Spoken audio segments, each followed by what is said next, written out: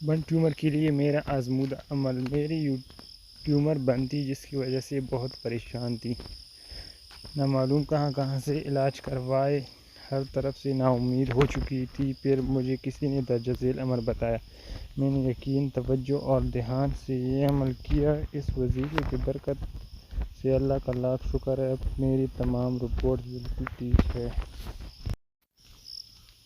میری ٹیوب کھل گئی ہے۔ وظیفہ یہ ہے: اول و آخر 3 مرتبہ درود ابراہیمی اور 1 مرتبہ سورہ رعد اور 1 مرتبہ سورہ حدید 21 دن تک روزانہ پڑھ کر پانی پر دم کریں اور اللہ رب العزت سے گڑ گڑا کے اپنے مسئلے کے حوالے سے دعا مانگیں اور پینے کے لیے یہی پانی استعمال کریں۔